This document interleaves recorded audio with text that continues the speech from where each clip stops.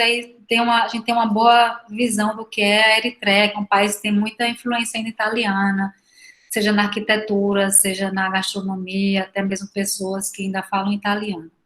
E aí, enfim, o país decidiu apostar no turismo para poder se reerguer economicamente, não é? Ele tem um diferencial com relação aos outros países africanos, que apesar de ser muito pobre, ele tem empobrecido muito quando foi anexado à Etiópia, mas era ser um país que não tinha histórico de corrupção, então tinha assim uma boa base.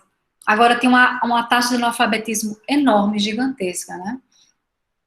E aí, em 93, com a ajuda da OMT, é realizada uma conferência para o turismo, e aí até o governo da Eritreia se disponibilizou a fazer isso com o objetivo de aprender com os erros dos outros. Então, a OMT iria convidar vários especialistas em planejamento, que iam apresentar estudos de caso, que iam apresentar propostas para o planejamento turístico da Eritreia, baseados na ampla experiência dessas pessoas que tinham tido com planejamento turístico em outros países do mundo, né?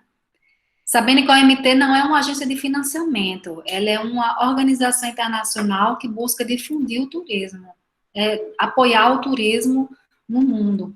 Mas ela, digamos assim, ela consegue financiamento, ela tem digamos assim, algumas pastas em que ela às vezes abre chamadas para trabalho, chamadas para projetos, e que esses projetos são financiados pelo Programa das Nações Unidas para o Desenvolvimento. E aí, 10 consultores foram chamados para essa conferência, e 2 deles são conhecidos nossos, pelo menos Krippendorf é conhecido nosso, né, que é um autor que tem aquele livro emblemático, que é a Sociologia do Turismo, e Eschel, que é um outro consultor, eu não conhecia pessoalmente, não tinha lido nada dele antes de ler esse texto de Peter Burns. Mas, enfim, cada um vai representar uma visão diferente de planejamento, e ele vai dizer por que as duas não vão dar certo. Então, a primeira foi de Eschel, no texto aparece em segundo lugar, mas eu vou colocar primeiro a dele, que é uma abordagem Tourism First para a Eritreia. Ele apresentou essa abordagem, que na verdade acaba sendo uma perspectiva brutalista. É um modelo de desenvolvimento exógeno, né, baseado em objetivos quantificáveis.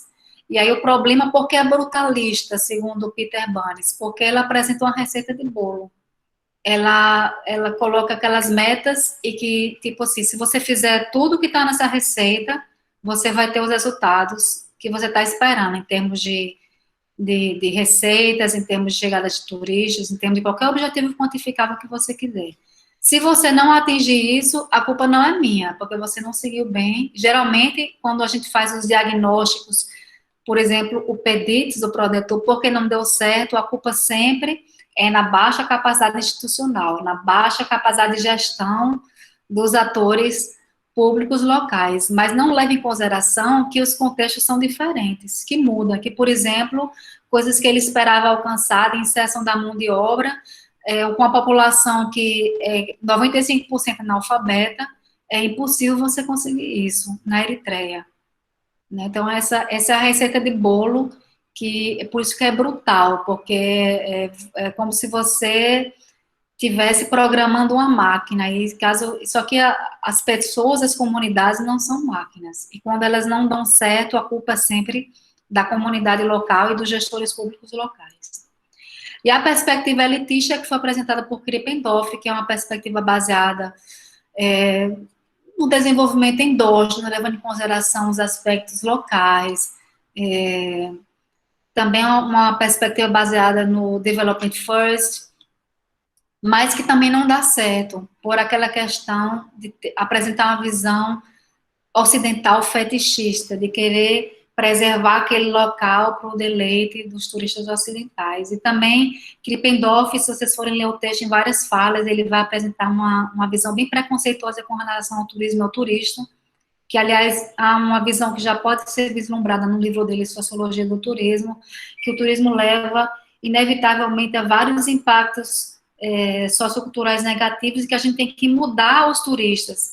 No final do livro, Sociologia do Turismo, ele apresenta propostas para um turismo mais humanizador, alguma coisa assim, e que, assim, fala muito em educar os turistas. É como se existisse um mau tipo de turismo e um bom tipo de turismo.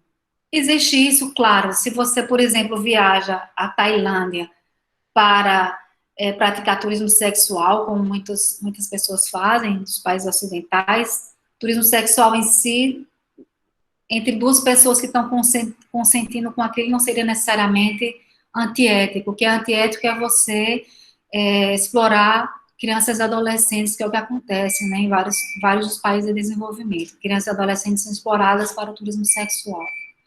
Então, a gente pode considerar que isso seja um mau turismo?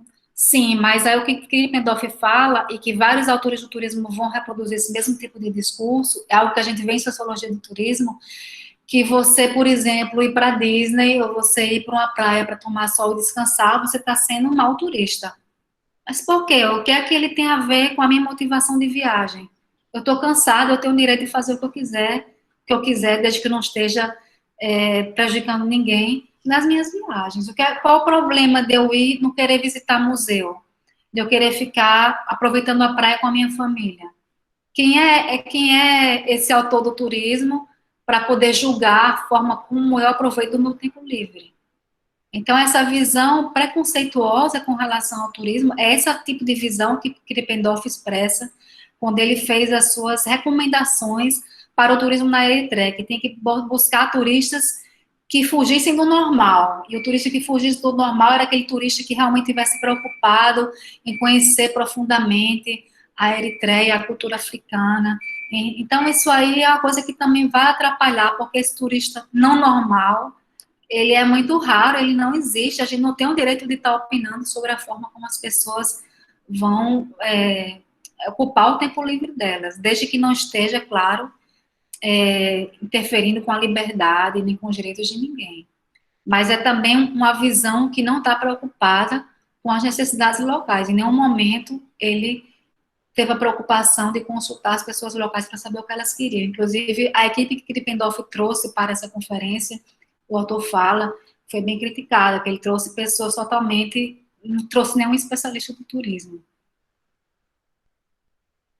E aí, esse é o dilema com os quais se defrontam os gestores públicos, aí esse trecho eu vou citar do texto de Burns, ele fala o seguinte: o paradoxo apresentado aos formuladores de políticas por essas duas abordagens ao desenvolvimento do turismo foi destacada pela ministra do Turismo da Eritreia, em comunicação pessoal ao autor.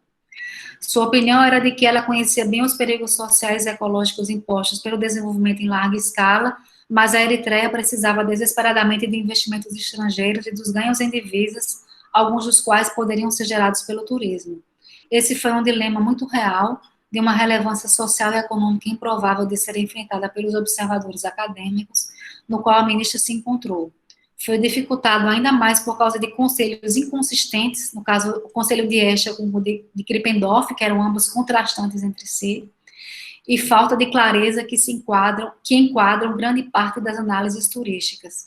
Em certo sentido, as abordagens teóricas do turismo falharam em fornecer a essa formuladora de políticas públicas uma orientação suficiente para chegar a uma conclusão razoável.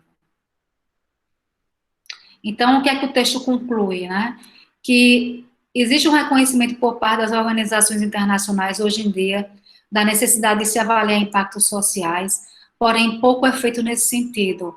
Então, até o autor coloca uma tabela onde ele mostra os profissionais buscados pelo OMT para construir os termos de referência do planejamento. Não tinha, por exemplo, nenhum sociólogo, eu também não vi nenhum turismólogo. Então,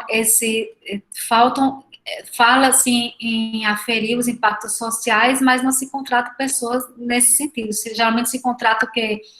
Arquitetos, economistas, pessoas com engenheiros civis, pessoas técnicas, e que vão produzir esses relatórios e essas metas quantitativas. Mas quando a gente fala em impactos sociais, a gente está falando também em aferir resultados e impacto, resultados qualitativos, mas a gente não contrata nenhum profissional para aferir esse tipo de impacto.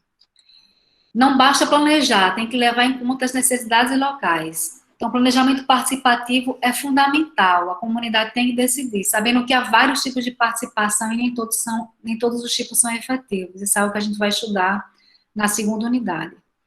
O turismo não deve ser mais ou menos importante que outras atividades, ele deve vir para complementar. E aí, quando o turismo ele se torna o próprio fim do planejamento, né, e com essa visão que é sempre de fora, geralmente são consultores de fora, ou são condições impostas por agências de financiamento que não tem nenhum conhecimento local, a gente acaba tendo um imperialismo no turismo, que é o assunto da próxima aula. Então, o planejamento em si, ele também tem que ser endógeno.